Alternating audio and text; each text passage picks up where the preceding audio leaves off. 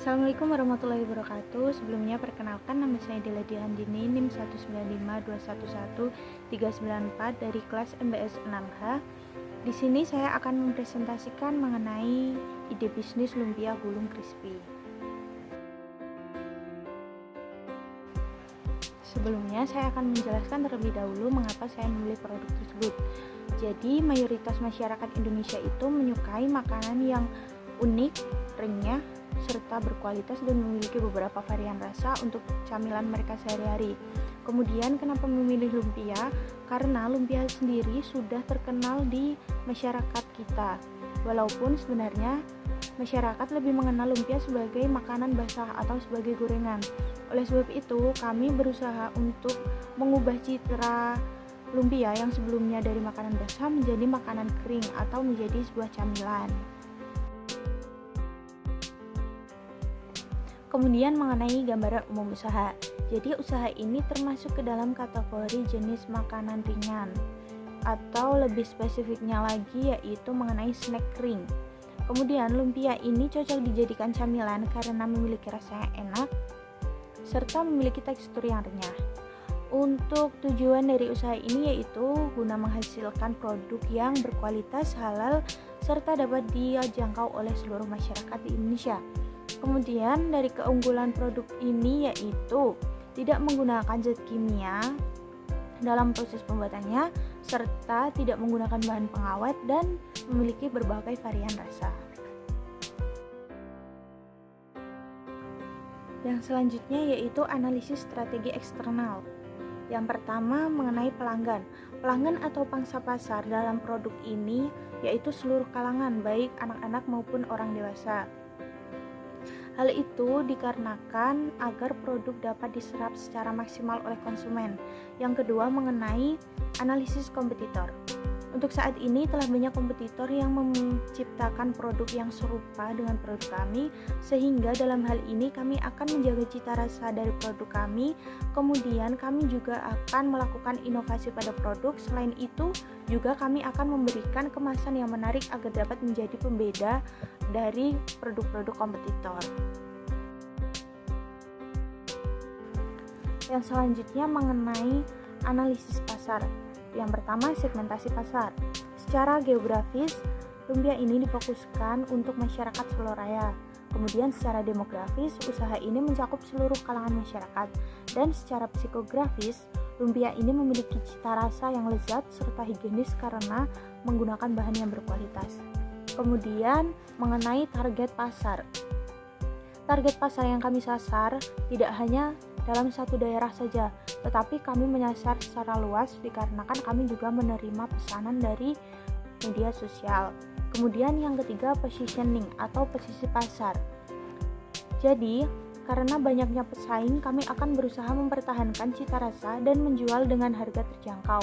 Kami juga akan gencar melakukan promosi sehingga akan memperluas jaringan pemasaran.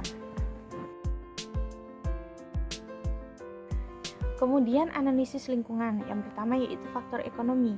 Industri makanan dan minuman diproyeksi masih menjadi salah satu sektor andalan penopang pertumbuhan ekonomi nasional. Oleh sebab itu, industri makanan ringan atau camilan memiliki peluang untuk terus berkembang ke depannya. Kemudian yaitu yang kedua mengenai faktor hukum. Usaha ini tidak berbadan hukum karena merupakan usaha perseorangan. Dari segi produk yang dihasilkan sendiri, usaha ini tidak melanggar hukum dikarenakan tidak menggunakan bahan yang berbahaya maupun tidak menggunakan bahan-bahan yang haram. Yang selanjutnya mengenai analisis strategi internal. Yang pertama yaitu kekuatan modal. Modal dari usaha ini berasal dari penanaman modal pemilik. Oleh sebab itu terdapat keterbatasan modal sehingga kami membutuhkan investor untuk keberlangsungan usaha. Yang kedua mengenai produksi dan operasi. Jadi, kami telah memiliki standar produk yang akan dipasarkan dengan memperhatikan kualitas produk. Kemudian kami juga memperhitungkan varian rasa yang dilakukan secara detail. Selain itu, karena produk kami ini tidak menggunakan pengawet, maka kami juga memperhitungkan mengenai tanggal kadaluarsa dari produk ini. Yang ketiga mengenai sumber daya manusia. Usaha ini memiliki aset berupa sumber daya manusia yang ahli dalam marketing. Selain dalam marketing, kami juga melakukan pengamatan karyawan dalam produksi, operasi, dan keuangan, juga mempertimbangkan mengenai QC. Yang selanjutnya mengenai analisis SWOT. Analisis SWOT merupakan cara untuk mengamati lingkungan pemasaran baik secara internal maupun secara eksternal. Setiap kegiatan usaha untuk memulai usaha harus mengukur kemampuan terhadap lingkungan atau pesaing melalui analisis SWOT. SWOT dari usaha ini adalah sebagai berikut. Yang pertama yaitu kekuatan atau strength. Yang pertama yaitu produk memiliki berbagai varian rasa, memiliki harga terjangkau, kualitas produk terjamin, serta cocok untuk pecinta pedas karena kami memiliki varian rasa pedas. Kemudian kekurangan atau weakness. Yang pertama yaitu produk mudah ditiru. Kedua, produk akan berubah tekstur jika tidak dikemas dengan baik. Dan kemudian yang ketiga, produk ini hanya bertahan dalam kurun waktu 3 bulan. Yang selanjutnya yaitu peluang atau opportunity. Yang pertama, dengan memanfaatkan media sosial, maka pangsa pasar akan lebih luas. Kemudian, makanan ini digemari oleh masyarakat yang menyukai camilan. Yang terakhir yaitu produk ini bisa dijual sebagai reseller. Kemudian mengenai ancaman. Jadi yang pertama yaitu terdapat banyak jumlah kompetitor.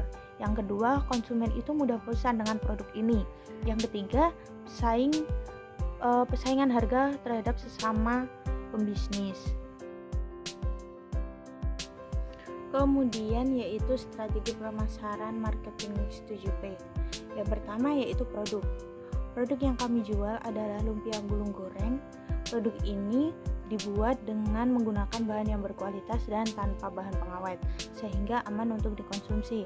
Kemudian, kemasan untuk produk ini menggunakan plastik standing pouch disertai tanggal kadaluarsa. Yang selanjutnya yaitu tempat. Produk ini akan dijual di wilayah Solorea, tepatnya di Boyolali. Kemudian yaitu harga. Untuk harga produk sendiri yaitu sebesar Rp5.000. Kemudian yang selanjutnya yaitu promosi.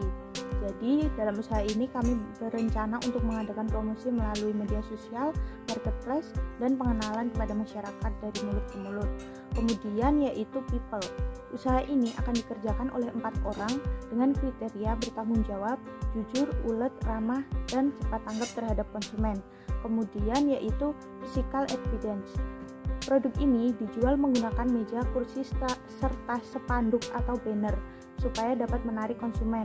Selain itu, agar dapat konsumennya merasa puas, kami juga akan menggunakan bahan yang berkualitas pada proses pembuatannya. Kemudian yang terakhir yaitu proses. Jual beli ini dilakukan dengan cara menghubungi kontak yang tersedia untuk melakukan pemesanan. Setelah melakukan pemesanan, maka konsumen dapat memilih fitur COD bagi masyarakat di sekitar Soloraya dan kemudian dapat menggunakan jasa pengiriman untuk masyarakat yang di luar Soloraya. Yang selanjutnya yaitu mengenai rencana organisasi dan manajemen. Jadi untuk usaha ini struktur organisasinya yaitu seperti pada gambar. Jadi owner membawahi bagian keuangan, bagian pemasaran, bagian produksi dan QC, kemudian bagian packing. Yang selanjutnya yaitu rencana produksi dan operasi. Yang pertama jenis produk. Jadi produk yang kami jual ini merupakan sejenis makanan ringan yang memiliki cita rasa pedas, gurih, asin yang banyak disukai oleh masyarakat. Kemudian yang kedua yaitu proses pengerjaan. Pekerjaan pada usaha ini dilakukan pada setiap hari Senin sampai Jumat pada pukul 8 pagi sampai dengan pukul 4 sore. Rencana alur pembelian dan penggunaan bahan persediaan. Alur pembelian dan penggunaan bahan baku pada usaha ini selalu diawasi dengan baik guna mengetahui sisa bahan baku yang ada, sehingga bahan baku yang dimiliki dapat terkontrol dengan baik.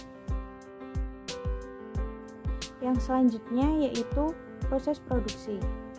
Yang pertama yaitu larutkan tepung terigu Olesi lumpia dengan tepung terigu yang telah dilarutkan, kemudian gulung dan padatkan. Setelah digulung, kemudian gunting-gunting kulit lumpia tadi, dan setelah itu goreng dalam minyak panas yang ditunggu sampai berwarna kecoklatan, kemudian tiriskan dan taburi dengan bumbu. Kemudian yang selanjutnya yaitu rencana pemasaran. Jadi kami akan membuka outlet resmi dan membuka melalui media sosial.